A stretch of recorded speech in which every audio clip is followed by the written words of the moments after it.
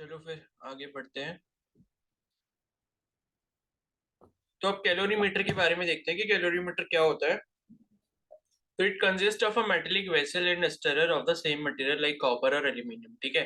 तो इसमें क्या एक मेटेलिक वेसल रहता है, कंटेनर जैसा, और उसके साथ एक स्टरर होता है। स्टरर मतलब जिससे आप कोई चीज मिक्स कर सकते हो, चला सकते हो। ठीक है।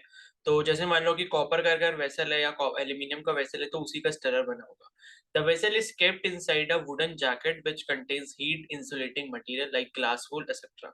तो इसमें होता क्या है कि ये जो वेसल है ये आपका एक वुडन जैकेट के अंदर रखा जाता है, मतलब इसके चारों तरफ जो है वुडन की लकड़ी की कवरिंग होती है। एंड जिसके अंदर क्या होता है, हीट इंसुलेटिंग मटेरियल होता है जैसे कि ग्लास वूल। ठीक है। तो ये जो ग्लास वूल होता है बेसिकली ये बहुत अच्छा इंसुलेटिंग मटेरियल होता है, यानी कि ये हीट को ट्रांसफर नहीं होने देता। तो the outer jacket acts as a heat shield and reduces the heat loss from the inner vessel. तो बाहर वाली जो वुडन जैकेट है वो बेसिकली क्या करती है, हीट शील्ड की तरह काम करती है, और अंदर की जो हीट है उसको बाहर जाने नहीं देती। तो there is an opening in the outer jacket through which a mercury thermometer can be inserted into the calorimeter. तो बाहर वाली जैकेट जो होती है उसके उसमें क्या होता है, एक मरकरी थर्मोमीटर जो है वो हम लगाते हैं, मतलब उसके अंदर इंसर्ट कर सकते हैं, जो कि कैलोरीमीटर के अंदर तक चला जाता है। The following example provides a method by which the specific heat capacity of a given solid can be determined by using the principle that is heat gain is equal to the heat loss. तो ये जो calorimeter है इससे हम क्या कर रहे हैं, स्पेसिफिक हीट कैपेसिटी निकालने की कोशिश कर रहे हैं किसी भी सब्सटेंस की। जो भी हमने एक प्रिंसिपल पढ़ा वो ये कि जितनी हीट गेन होगी वो किसके बराबर होगी, equal to the heat loss के बराबर होगी। ठीक है। तो ये आपको एक एग्जांपल दिया हुआ है कि स्फीयर ऑफ 0.047 केजी एल्यूमिनियम, इतना मास दिया है इसका और एल्यूमिनियम से बना है, और इसको हमने प्लेस किया for sufficient time in a vessel containing boiling water. ठीक है। तो एल्यूमिनियम को जो है मतलब sphere of this is place for sufficient time एक वेसल में रखा है जिसके अंदर क्या है, बॉइलिंग वाटर है। So that the sphere is at 100 degree Celsius. तो हमने क्या करा कि एक एल्यूमिनियम का स्फीयर लिया, यानी कि एक एल्यूमिनियम की बॉल ली जिसका मास 0.047 है। इसको हमने उबलते हुए पानी में डाल दिया। उबलते हुए पानी का टेम्परेचर कितना, 100 डिग्री सेल्सियस है। तो अब हम ये बोल सकते हैं कि भाई एल्यूमिनियम बॉल का जो टेम्परेचर है वो भी आपका 100 डिग्री सेल्सियस है। तो it is then immediately transferred to 0.14 kg copper calorimeter containing 0.25 kg water at 20 degree Celsius. अब यहाँ पे हो क्या रहा है, ये जो हमने बॉल रखी थी इस बॉइलिंग वाटर के अंदर जिसका टेम्परेचर अभी 100 डिग्री सेल्सियस हो गया, इसको जल्दी से निकाल के हम कहाँ डाल देंगे, कैलोरीमीटर में डाल देंगे। ठीक है। और कौन से कैलोरीमीटर में, 0.14 केजी कॉपर कैलोरीमीटर। तो ये कैलोरीमीटर जो ये कॉपर का बना है उसमें हम डाल देंगे, और इसका जो मास है कैलोरीमीटर का वो आपका 0.14 केजी है। और उसके अंदर क्या है, 0.25 केजी वाटर है कैलोरीमीटर के अंदर, और उसका जो टेम्परेचर है वो 20 डिग्री सेल्सियस है। तो the temperature of water rises and attains a steady state at 23 degree Celsius. अब होगा क्या कि भाई आपने जो है क्या डाला, एल्यूमिनियम बॉल डाला। एल्यूमिनियम बॉल का टेम्परेचर कितना था, 100 डिग्री सेल्सियस था। अब उसको आपने क्या करा, वाटर के अंदर डाल दिया था। वाटर का टेम्परेचर 20 डिग्री सेल्सियस था। तो क्या होगा, जो एल्यूमिनियम बॉल है वो क्या करेगा, हीट एनर्जी को रिलीज करेगा। हीट को रिलीज करेगा जिससे क्या होगा, वाटर का टेम्परेचर बढ़ना चालू होगा, और वाटर का टेम्परेचर जो है 23 डिग्री सेल्सियस तक आ जाता है। ठीक है। अटेन्स अ स्टेडी स्टेट का मतलब है कि 23 डिग्री पे जाके फिक्स हो जाता है। उसके बाद ना तो बढ़ रहा है ना घट रहा है। ठीक है। अब घट इसलिए नहीं रहा है बिकॉज हमने इसको कैलोरीमीटर के अंदर डाला है, और कैलोरीमीटर के बाहर क्या क्या चीजें हैं, एक तो आपका ग्लास वूल वाली जैकेट है, और उसके बाहर वुडन जैकेट है, तो वो हीट लॉस होने नहीं दे रहा। तो हीट लॉस अगर वो होने नहीं दे रहा तो टेम्परेचर जितना एक बार मेंटेन हो गया वो उतना ही रहेगा, क्योंकि हीट कहीं पर जा ही नहीं रही है। तो अब आपसे बोला कि भाई एल्यूमिनियम की जो स्पेसिफिक हीट कैपेसिटी है वो आप फाइंड आउट करके बताओ। तो अब ये कैसे करेंगे, so in solving this example, we shall use the fact that at steady state heat given by an aluminum sphere will be equal to the heat absorbed by the water and the calorimeter। यानी कि हम ये जो हमने पहले ही बोल दिया कि भाई स्टेडी स्टेट 23 डिग्री सेल्सियस पे चला गया है। तो कहने का मतलब है कि एल्यूमिनियम स्फीयर ने जितनी हीट जो है जितनी हीट अब्सॉर्ब करी होगी, मतलब जितनी हीट जो है एल्यूमिनियम स्फीयर के पास होगी उतनी अब्सॉर्ब किसने कर लिया, वाटर ने कर लिया और कैलोरीमीटर ने कर लिया। मतलब जो वाटर आपका किस में था, कैलोरीमीटर के अंदर था। ठीक है। कॉपर कैलोरीमीटर के अंदर जो 0.25 केजी वाटर था उसने अब्सॉर्ब कर लिया। तो मास ऑफ एल्यूमिनियम स्फीयर यहाँ पर आपको दिया हुआ है m1, इसकी वैल्यू है 0.047 KG. Initial temperature of aluminium जो है वो आपका 100 डिग्री सेल्सियस है। ठीक है। और फाइनल टेम्परेचर कितना हो जाता है एल्यूमिनियम का, 23 डिग्री सेल्सियस हो जाता है, क्योंकि एल्यूमिनियम जो बॉल थी या स्फीयर था उसको जब आपने 100 डिग्री सेल्सियस वाटर से निकाला और कैलोरीमीटर के अंदर डाला, जहां पर पानी का टेम्परेचर पहले 20 डिग्री सेल्सियस था वो 23 डिग्री सेल्सियस हो गया। तो अगर पानी का टेम्परेचर फाइनल जो है 23 डिग्री सेल्सियस हो गया, तो इसका मतलब है जो एल्यूमिनियम स्फीयर है उसका भी टेम्परेचर कितना हो गया होगा, 23 डिग्री सेल्सियस हो गया होगा। तो यहाँ पे जो चेंज इन टेम्परेचर हुआ वो कितने का हुआ है, 77 डिग्री सेल्सियस का। Initial temperature 100 minus final temperature 23, तो टेम्परेचर चेंज कितना हो गया, 77 डिग्री सेल्सियस हो गया। अब हम ये कहते हैं कि भाई मान लो स्मॉल एस ए एल, ये आपकी क्या है, स्पेसिफिक हीट कैपेसिटी एल्यूमिनियम की। ठीक है, तो अब हम इसमें क्या निकालेंगे, amount of heat lost by aluminium sphere, ये जो है ये आपकी कितनी हो जाएगी, m into S into delta T के बराबर हो जाएगी। बिकॉज आपको एक फॉर्मूला अभी ये पढ़ा था कि जो स्पेसिफिक हीट कैपेसिटी होती है वो क्या होती है, 1/m delta Q by delta T होता है। तो यहां से अगर आप डेल्टा क्यू की वैल्यू निकालोगे वो तो क्या आ जाएगी, m into S into delta T के बराबर आ जाएगी। ठीक है, ये स्मॉल एस है बेसिकली, तो इसको भी ध्यान रखना, ये स्मॉल एस है बिकॉज स्पेसिफिक हीट कैपेसिटी की बात करें। कैपिटल एस होता है आपका स्पेसिफिक हीट, या मतलब वो हीट कैपेसिटी होता है कैपिटल एस। तो ये हो गया m into S into delta T हो गया। इस फॉर्मूला का यूज जब हम करेंगे तो ये मास हमने एल्यूमिनियम स्फीयर का डाला, उसकी वो जो थी specific heat capacity into delta T temperature change हुआ है। अब मास ऑफ वाटर की अगर हम बात करें जो कि m2 है, जो आपको 0.25 kg दिया है, और मास ऑफ कैलोरीमीटर जो है वो आपका 0.14 kg है।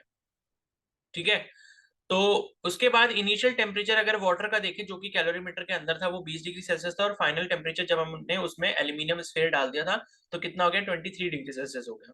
तो यहाँ पर जो नेट टेम्परेचर चेंज आया सेकंड वाले केस में वो 3 डिग्री सेल्सियस का है। तो स्पेसिफिक हीट कैपेसिटी अगर हम यहाँ पर वाटर की निकालते हैं तो ये आपकी मतलब स्पेसिफिक हीट कैपेसिटी ये आपको दी हुई है, और specific heat capacity of copper calorimeter, तो कॉपर की ये दी हुई है। ठीक है, ये मतलब गिवन है। और उसके बाद amount of heat gain by water and calorimeter अगर हमें निकालना चाहें तो वाटर में कितना हीट गेन हुआ है प्लस कैलोरीमीटर में कितना हुआ है, दोनों का हम निकालेंगे और दोनों को ऐड कर देंगे, तो हमें पता चलेगा कि टोटल जो हीट गेन हुआ है वो कितना हुआ है। तो m2 इंटू एस यानी कि specific heat capacity of water into delta T2 plus m3 और specific heat capacity of copper into delta T2, तो डेल्टा T2 इसमें से कॉमन आ जाएगा और ये हो गया m2SW प्लस m3S कॉपर यानी कि Cu। अब उसके बाद मास ऑफ वाटर जो था वो आपका 0.25 kg था, और यहाँ पे स्पेसिफिक हीट कैपेसिटी ऑफ जो वो था वाटर वो आपका ये रहा, और प्लस इसमें क्या करेंगे, मास ऑफ आपका कॉपर हो गया। ठीक है, और उसके बाद आपने उसको मल्टीप्लाई कर दिया स्पेसिफिक हीट ऑफ कॉपर से। इतना करने के बाद यहाँ पर जो डेल्टा T2 की वैल्यू यानी कि 23 माइनस 20 डिग्री सेल्सियस है यानी कि 3 डिग्री सेल्सियस है। ओके, तो ये जो है ये आपका क्या हो गया, amount of heat gained by the water and calorimeter, मतलब ये अमाउंट ऑफ हीट गेन्ड है, और ऊपर जो हमने निकाला था वो अमाउंट ऑफ हीट लॉस था। अब इनको क्या कर देंगे, दोनों को ही बराबर कर देंगे, तो दोनों को बराबर करने पे हमें ये मिलेगा 0.047 kg into specific heat capacity of aluminium into 77 degree Celsius. ये आपकी इक्वेशन 1 थी, इसी को हमने बराबर कर दिया, ये इक्वेशन 1, और ये वाली जो है ये आपकी क्या बन गई, इक्वेशन 2 बन गई। तो इक्वेशन 1 और इक्वेशन 2 को जब आप यहाँ पर बराबर रख दोगे राइट हैंड साइड में क्या आ जाएगी, इक्वेशन 2 आ जाएगी। ये आ गई आपकी इक्वेशन 2। तो इसको जब आप सॉल्व करोगे तो यहाँ पे जो आपको वैल्यू मिल जाएगी किसकी मिल जाएगी, specific heat capacity of aluminium की वैल्यू मिल जाएगी। तो आपने जो है ये क्वेश्चन कुछ ऐसे करना था। ठीक है, तो ये अगर मैं आपको डायग्राम से एक बार और बता देता हूँ कि ये सारी चीजें हुई कैसे। तो आपने क्या करा, एक एल्यूमिनियम का यहाँ पर स्फेयर लिया। ठीक है, और ये किसके अंदर था, ये बॉइलिंग वाटर के अंदर था। इसका टेम्परेचर कितना था, 100 डिग्री सेल्सियस था। तो इसका भी टेम्परेचर कितना हो गया, 100 डिग्री सेल्सियस हो गया, क्योंकि बॉइलिंग वाटर के अंदर ये एल्यूमिनियम का ये पड़ा हुआ है। तो भाई जितना पानी का टेम्परेचर होगा उतना एल्यूमिनियम का हो जाएगा, तो हम इसको क्या कर रहे थे, हीट कर रहे थे यहाँ से। ठीक है, अब इसके बाद ये जो आपने ये जो स्फेयर था इस स्फेयर को ले जाके कहाँ डाल दिया, कैलोरीमीटर के अंदर डाल दिया। और कैलोरीमीटर आपका कुछ इस तरीके का है कि ये बाहर वाली जो वॉल है इसकी, ये किसकी बनी है, कॉपर की बनी है, क्योंकि कॉपर का ये दिया हुआ था। और इसके अंदर भी क्या था, आपका वाटर था। इस वाटर के अंदर आपने क्या डाल दिया, स्फेयर डाल दिया। तो अभी वाटर का जो इनिशियल टेम्परेचर था, ठीक है, टेम्परेचर ऑफ वाटर जो आपका इनिशियल टेम्परेचर था वो कितना था, 20 डिग्री सेल्सियस था। और यही टेम्परेचर कॉपर का भी था, क्योंकि कॉपर के अंदर पानी है, तो भाई जितना टेम्परेचर पानी का होगा उतना ही कॉपर का भी होगा। और ये हुआ, और इसके बाद जब आपने इसको डाला तो इसके बाद इसका जो पानी का टेम्परेचर, फाइनल टेम्परेचर जो था या टी फाइनल जो था, वो आपका 23 डिग्री सेल्सियस हो गया। अब ऐसा हुआ क्यों? क्योंकि 100 डिग्री सेल्सियस वाला इतना गर्म एल्यूमिनियम को जो स्फीयर था वो आप इसमें लाकर आपने डाल दिया। तो डालने से क्या होगा भाई, ये हायर टेम्परेचर पे एल्यूमिनियम स्फीयर, इसका जो टेम्परेचर कितना था 100 डिग्री सेल्सियस था, और पानी का कितना था 20 डिग्री सेल्सियस था। तो हीट जो होगी रेडिएट वो कहां से कहां होगी, एल्यूमिनियम वाली बॉल से वाटर में होगी। तो हीट ट्रांसफर हुई, हीट ट्रांसफर से क्या हुआ, पानी का टेम्परेचर बढ़ गया।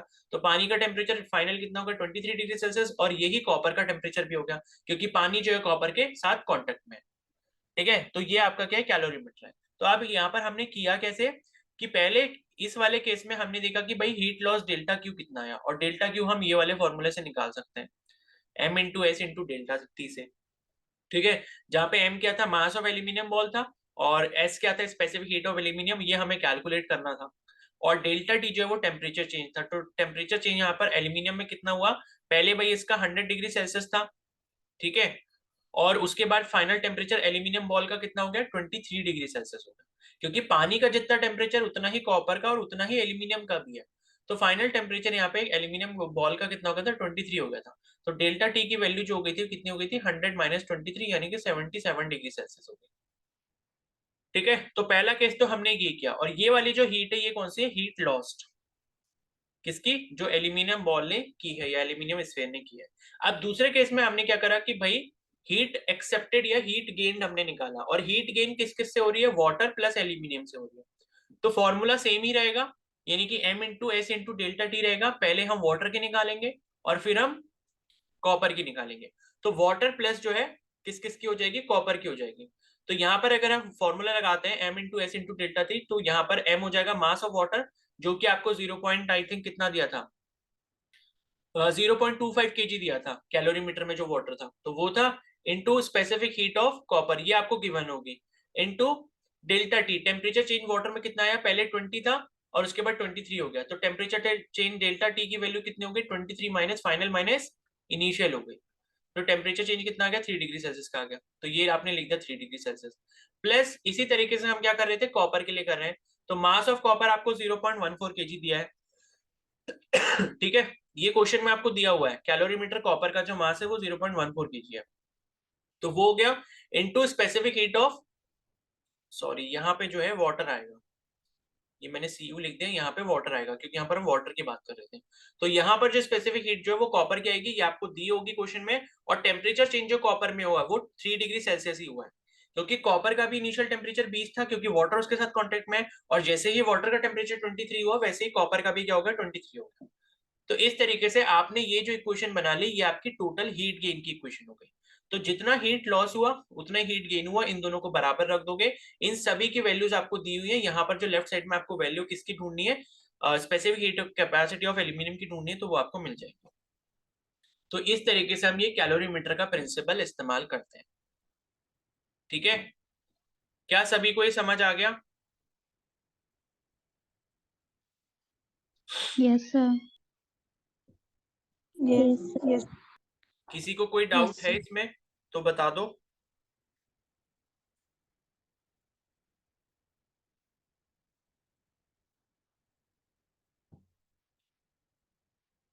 ठीक है, इस पे न्यूमेरिकल भी आ सकता है, तो इसी टाइप का कुछ न्यूमेरिकल होगा आपके पास भी।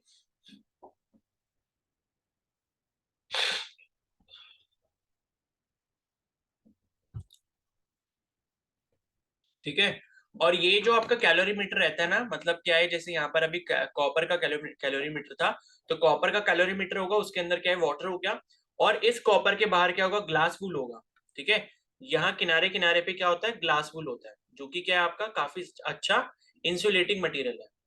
और इस ग्लास वूल के बाहर क्या होता है, वुड होता है, तो एक वुड की लेयर होती है। ठीक है, तो अंदर वाली जो जैकेट है वो आपकी कैसी रहती है, ग्लास वूल की रहेगी, और बाहर वाली जैकेट किसकी रहेगी, वुड की रहेगी।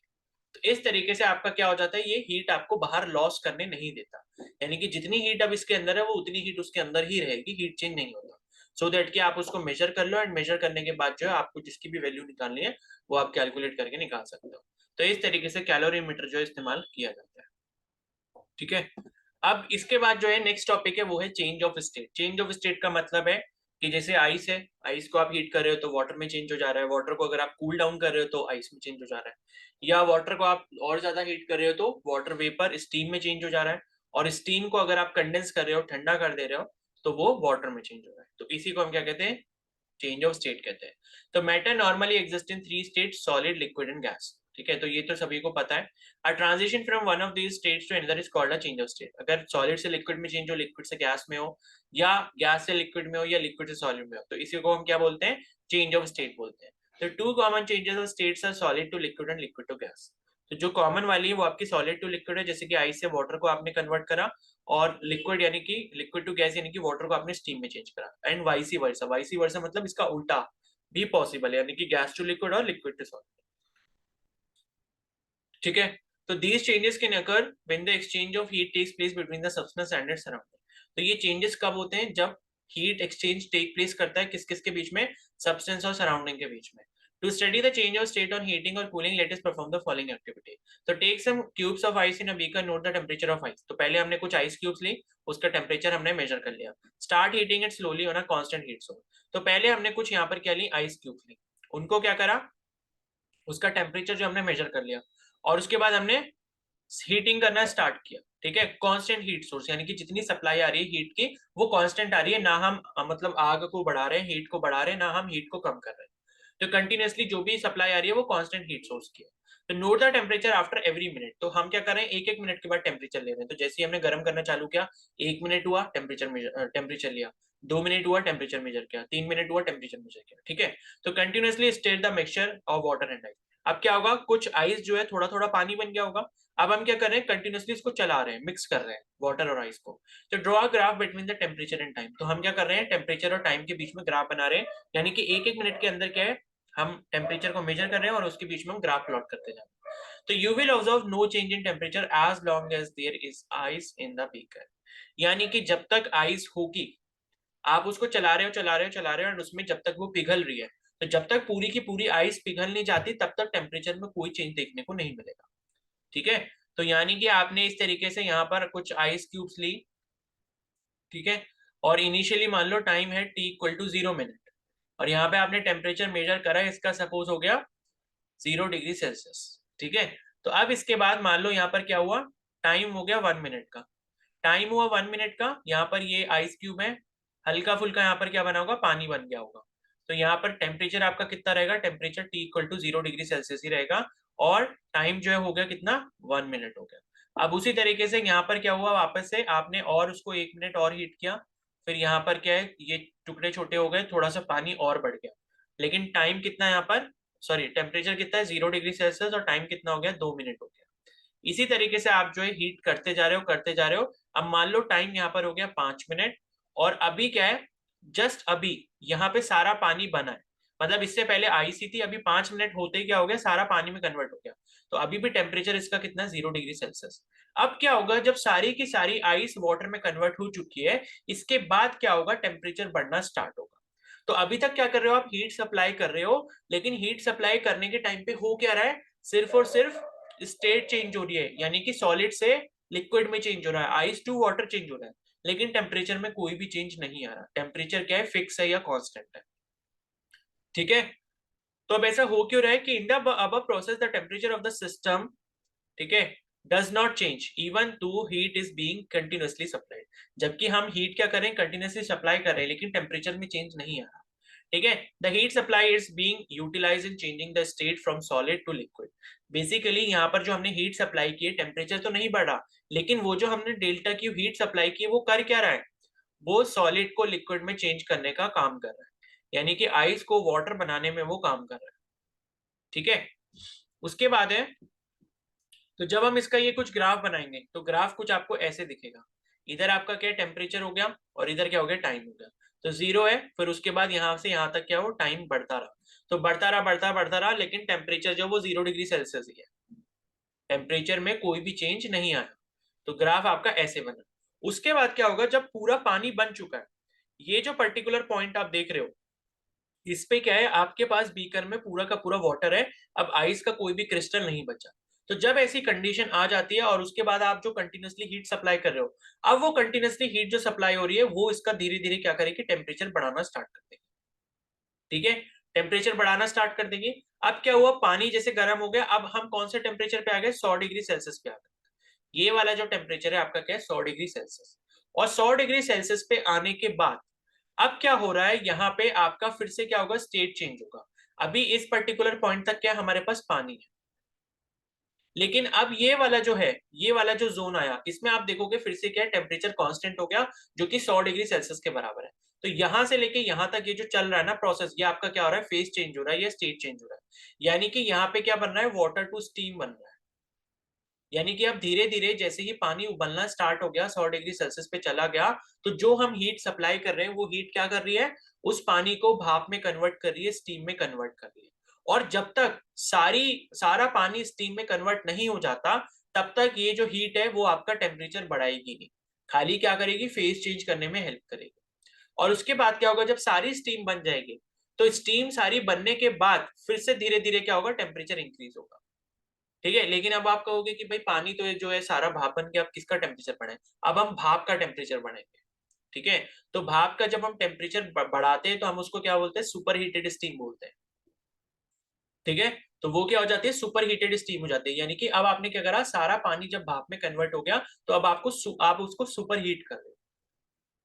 तो यहां पर ये जो है, the change of state from solid to liquid is called melting. तो ये तो सभी को पता है, सॉलिड को जब आप लिक्विड में चेंज करते हो हीट करने पे, तो उस प्रोसेस को हम क्या कहते हैं, मेल्टिंग कहते हैं, या फ्यूजन भी कहते हैं। And from liquid to solid is called freezing. और इसका जो जो जस्ट अपोजिट है, यानी कि लिक्विड को जब आप सॉलिड में कन्वर्ट करते हो, वाटर को आइस में चेंज कर रहे हो, तो आप क्या करते हो, फ्रीजिंग कर रहे हो। तो it is observed that the temperature remains constant until the entire amount of solid substance melt. तो मेल्टिंग के केस में जब हम देखें कि भाई यहाँ पर जो टेम्परेचर है वो क्या रहता है, कांस्टेंट रहता है, जब तक सारा का सारा जो सॉलिड है वो आपका मेल्ट ना हो जाए, यानी कि सारा का सारा जो आइस है वो वाटर में कन्वर्ट ना हो जाए, तब तक जो है यहाँ पर टेम्परेचर इंक्रीमेंट नहीं होता। That is, both the solid and the liquid state of the substance coexist in thermal equilibrium during the change of state from solid to liquid.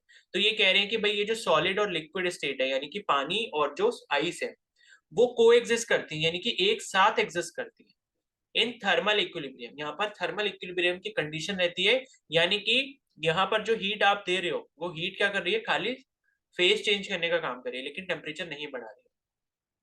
तो इस वजह से ये क्या है, आपका सॉलिड और जो आपका लिक्विड है ये आपस में कैसे रहते हैं, थर्मल इक्विलिब्रियम में रहते हैं। यानी कि नेट हीट जो चेंज हो रही है वो जीरो हो रही है, बस चेंज क्या हो रहा है, फेज चेंज हो रहा है यहाँ पे। तो the temperature of which the solid and the liquid states of the substance is in thermal equilibrium with each other is called its melting point. ठीक है, तो एक पर्टिकुलर ऐसा टेम्परेचर जहां पे सॉलिड और लिक्विड स्टेट किसी भी सब्सटेंस की कहां पर हो, एक थर्मल इक्विलिब्रियम में हो, एक साथ एक दूसरे के साथ थर्मल इक्विलिब्रियम में हो, तो उस पॉइंट को हम क्या कहते हैं, उसका मेल्टिंग पॉइंट कहते हैं। तो it is characteristics of the substance, it also depends on pressure. ये प्रेशर पर भी डिपेंड करता है। ठीक है, तो आपने ये मतलब फिर वही एग्जांपल आ जाता है, चलो आगे पढ़ेंगे इसको। The melting point of a substance at standard atmospheric pressure is called as normal melting point. तो अगर हम यहाँ पर मेल्टिंग पॉइंट की बात करें स्टैंडर्ड एटमॉस्फेरिक प्रेशर पे, तो वो आपका उस मेल्टिंग पॉइंट को हम क्या कहते हैं, नॉर्मल मेल्टिंग पॉइंट कहते हैं। तो let us do the following activity to understand the process of melting of ice.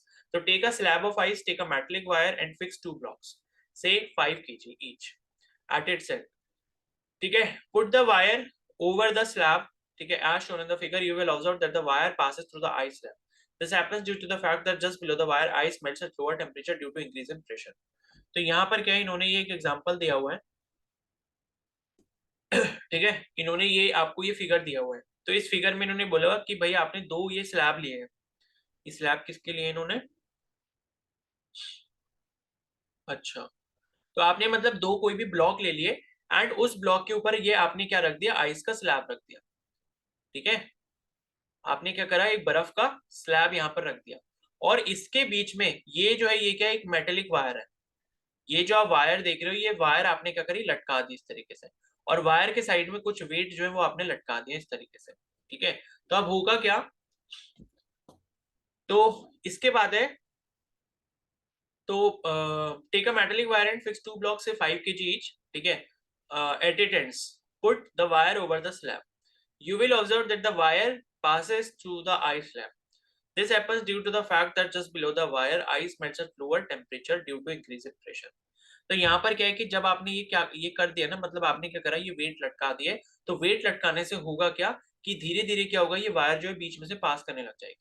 अब बीच में से पास इसलिए कर रही होगी, यानी कि बीच में क्या बनाएगी, गड्ढा जैसा बनाने लग जाएगी। तो ये आइस क्यूब जो है डिवाइड होने लग जाएगा दो पार्ट्स में।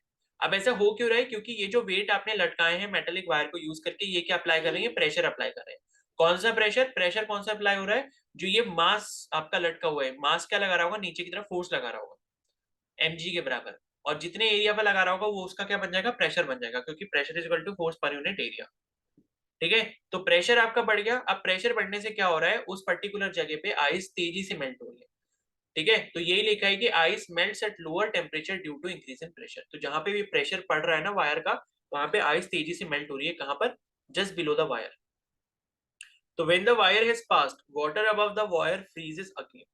तो जब पूरी तार इसमें से नीचे तक निकल जाएगी तो होगा क्या कि जो वाटर है वायर के ऊपर वो वापस से आपका फ्रीज होना चालू हो जाएगा। यानी कि जैसे जैसे तार नीचे आ रही होगी प्रेशर लगाते हुए, जैसे जैसे नीचे आती जा रही है तार, उसके ऊपर क्या है, वापस से आइस बनती जा रही है। तो thus the wire passes through the slab and the slab does not split। यानी कि पूरी जो वायर है ये आपकी पास हो जाएगी, लेकिन आपका जो स्लैब है वो फिर भी दो हिस्सों में नहीं बटेगा। दो हिस्सों में इसलिए नहीं बटेगा क्योंकि जैसे जैसे वायर नीचे आ रहा है वैसे वैसे ऊपर की तरफ वो जो बीच में गड्ढा बन गया है उस गड्ढे में वापस से बर्फ जम जा रही है। तो this phenomena of refreezing is called regelation. ठीक है, तो ये लाइन काफी इंपॉर्टेंट है। यही वाला जो फिनोमेना होता है आपका रीफ्रीजिंग का, यानी कि आपकी फ्रीजिंग दोबारा से चालू हो गई, तो इसे हम क्या बोलते हैं, रीजेलेशन बोलते हैं। ठीक है, तो skating is possible on snow due to the formation of water under the skates. ठीक है, तो स्केटिंग जो है वो तभी पॉसिबल हो पाती है जब आपका जो स्केट्स होते हैं, ठीक है, स्केटिंग शूज जो होते हैं उनके नीचे क्या है, वाटर बन जाता है। अब वाटर क्यों बनता है, क्योंकि कोई अगर स्केट्स पहन के आइस के या स्नो के ऊपर खड़ा है, तो खड़ा होने का मतलब ये कि वो उसके ऊपर क्या लगा रहा है, प्रेशर लगा रहा है।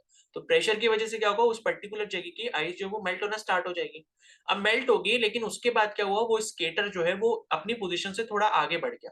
तो आगे बढ़ने के बाद प्रेशर खत्म, प्रेशर खत्म होने के बाद क्या है, जो वाटर वहां पे बन गया था प्रेशर अप्लाई होने की वजह से, जो कि कम टेम्परेचर पे क्या हो गया था, मेल्ट हो गया था, जिस वजह से वाटर बन गया था। तो जैसे ही वो स्केटर जो है वो आगे बढ़ जाएगा अपनी पोजीशन से, वहां पर क्या होगा, प्रेशर कम हो गया दोबारा से, तो वहां पे फिर से क्या होगा, रीफ्रीजिंग हो जाएगा वाटर का, और वहां पे फिर से आइस बन जाएगी। और आइस बनने के इसी प्रोसेस को कहते हैं रीजेलेशन कहते हैं। यानी कि प्रेशर आपने लगाया फिर उसको हटाया और वापस से रीफ्रीजिंग हो गई, तो इसी प्रोसेस को हम कहेंगे रीजेलेशन। और इसी की वजह से क्या होती है, आइस स्केटिंग पॉसिबल हो पाती है। वरना क्या होगा, अगर ऐसा ना हो तो सब जब स्केटिंग कर रहे होंगे तो सारा वो जो आइस है वो आपका पानी में कन्वर्ट हो जाएगा। और अगर रीफ्रीजिंग दोबारा से नहीं होगी तो भाई आप दोबारा स्केटिंग कैसे कर पाओगे। थोड़ी देर में तो फिर आपको वापस से क्या मिल जाएगा, पानी मिल जाएगा वहां पे। क्योंकि लोग अगर स्केटिंग कर रहे हैं, जो आपका स्केटिंग सरफेस है उसके ऊपर, तो वहां पे प्रेशर की वजह से सारा वो पानी में कन्वर्ट हो रहा है, लेकिन पानी में कन्वर्ट होने के बाद वो रीफ्रीज भी हो रहा है, जिसकी वजह से आप उस मैदान को दोबारा से इस्तेमाल कर सकते हो स्केटिंग करने के लिए। ठीक है, तो water is formed due to the increase of pressure and it acts as a lubricant. तो जब आप प्रेशर लगा रहा होता है, कोई स्केटर अगर खड़ा है वहां पे ग्राउंड पे, तो वहां पे वो जो प्रेशर लगा रहा है उस प्रेशर की वजह से वाटर बन रहा है। वाटर बनने की वजह से क्या है, वो एक लुब्रिकेंट का भी काम करता है, यानी कि शूज जो होते हैं, मतलब जो व्हील्स होते हैं उसके, स्केट्स के, वो आसानी से मूव कर पाते हैं उस पर। तो after the whole ice gets converted into water and as we continue further heating we shall see that temperature begin to rise। ठीक है, तो अब ये आगे की बात कर रहे हैं कि यहाँ पर ये लिखा है कि जब आपका पूरा का पूरा आइस जो है वो वाटर में कन्वर्ट हो जाता है और अगर हम उसको फर्दर हीट करते हैं तो फिर आपका टेम्परेचर जो है वो बढ़ना चालू हो जाता है।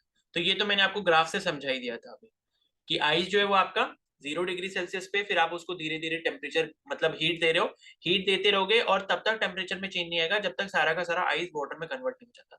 और जैसे ही सारा आइस वाटर में कन्वर्ट होगा और जो आप हीट सप्लाई कर रहे हो, अब वो हीट सप्लाई जो है वो आपका वाटर का टेम्परेचर इंक्रीज करना चालू कर देगा। ठीक है, और कब तक करेगा, जब तक सारा जो आपका वो है वाटर 100 डिग्री सेल्सियस तक ना पहुंच जाए। और 100 डिग्री सेल्सियस में पहुंचने के बाद वाटर क्या होगा, धीरे धीरे स्टीम में चेंज होगा। और जब तक वाटर जो है सारा स्टीम में कन्वर्ट ना हो जाए तब तक टेम्परेचर में फिर कोई चेंज नहीं आएगा। ठीक है, और उसके बाद फिर कब चेंज आएगा, जब सारा का सारा वाटर स्टीम में कन्वर्ट हो चुका होगा, फिर धीरे धीरे स्टीम का टेम्परेचर बढ़ेगा जिसे हम सुपर हीटेड स्टीम भी कहते हैं। ओके, तो यही लिखा है the temperature keeps on rising till it reaches nearly 100 degree Celsius and when it becomes steady. अब 100 डिग्री पे जाने के बाद वापस से क्या 100 डिग्री पर पूरा आ जाएगा. The heat supply is now being utilized to change water from liquid state to vapor or gas state. अब क्या हो रहा है, जैसे कि जैसे सारा पानी जो है वाटर आपका 100 डिग्री सेल्सियस पे पहुंच गया तो वो लिक्विड से अब वेपर में चेंज होना स्टार्ट हो जाएगा, यानी कि वाटर से स्टीम में. The change of state from liquid to vapour और गैस इज कॉल्ड वेपराइजेशन. इस वाले प्रोसेस को हम क्या कहते हैं, वेपराइजेशन कहते हैं. तो सॉलिड से हमने लिक्विड बनाया, उसका क्या होगा, मेल्टिंग हो गया, ठीक है, और हमने लिक्विड से वेपर बनाया या स्टीम बनाया तो वो वेपराइजेशन हो गया. फिर it is observe that the temperature remains constant until the entire amount of a liquid is converted into vapour. अब वही बात हो गई कि जब तक सारा का सारा पानी जो है वो आपका वेपर में कन्वर्ट नहीं हो जाता, फिर से क्या होगा, टेम्परेचर यहाँ पे पूरे पानी का 100 डिग्री सेल्सियस ही रहेगा. That is both the liquid and vapour states of the substance coexist in thermal equilibrium. यानी कि इस पर्टिकुलर कंडीशन पे क्या होगा कि लिक्विड और वेपर्स वापस से किस में आ गए हैं, कोएग्जिस्ट कर रहे हैं थर्मल इक्विलिब्रियम की कंडीशन में. During the change of state from liquid to vapor, the temperature at which the liquid and vapor states of the substance coexist is called its boiling point. तो यही जो temperature होता है, temperature at which liquid and vapour states of the substance coexist.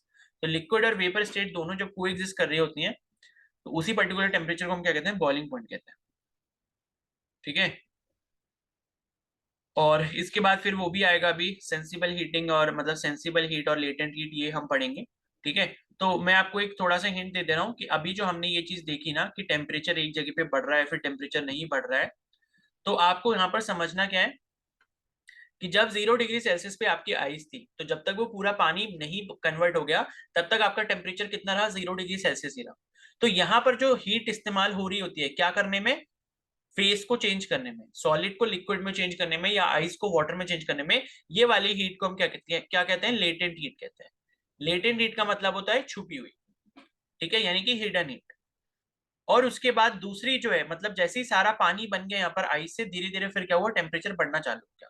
तो यहाँ पर जो ये जो हीट हम दे रहे होते हैं, ये वाली हीट कौन सी हो जाती है, सेंसिबल हीट हो जाती है. सेंसिबल हीट का मतलब होता है जो हीट आपका टेम्परेचर बढ़ाने में हेल्प करती है. उसके बाद जब सारा पानी आपका मतलब सारा पानी जो 100 डिग्री सेल्सियस पे पहुंच गया, अब 100 डिग्री सेल्सियस पे आने के बाद पानी का टेम्परेचर फिर से नहीं बढ़ रहा है, तो फिर यहाँ पर जो हीट होगी वो कौन सी हो जाएगी, लेटेंट हीट हो जाएगी. और कब तक ये लेटेंट हीट रहेगी, इस पर्टिकुलर पॉइंट तक, जब तक सारा का सारा पानी जो है वो आपका स्टीम में नहीं बदल जाता. अब उसके बाद जब सारी स्टीम बन चुकी है, तो सारी स्टीम बनने के बाद वापस से जब आप अगर उसको हीट सप्लाई कर रहे हो तो फिर ये क्या करेगी, स्टीम का टेम्परेचर बढ़ाएगी, और यहाँ पर जो आपकी हीट इस्तेमाल होगी उस हीट को हम क्या बोलेंगे, सेंसिबल हीट बोलेंगे. तो ये होता है आपका सेंसिबल हीट और लेटेंट हीट का मतलब, जो हम आगे डिस्कस करेंगे. ठीक है, तो ये हम जो है कल डिस्कस करेंगे, अभी इतना ही रखते हैं. तो अब ये बताओ, इतना क्लियर है सभी को? Yes, sir. Yes, sir. Yes, sir. Yes, sir. Yes, sir. ठीक है.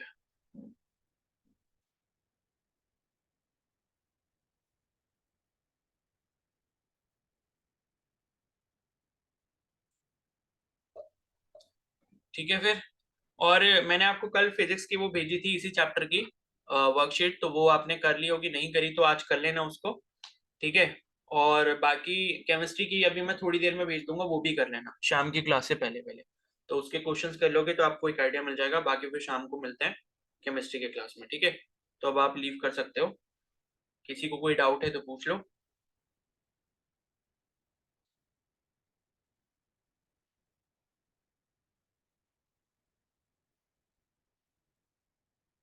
हाँ, टेस्ट तो हो गई, टेस्ट तो होना ही है. ठीक है, सर, वो कौन से चैप्टर का है? उसी हाँ? चैप्टर का क्या चीज? ह्यूमन रिप्रोडक्शन का ही है सर टेस्ट? हाँ, लेकिन वो रिप्रोडक्टिव हेल्थ भी रिवाइज कर लेना. ठीक है, ओके सर.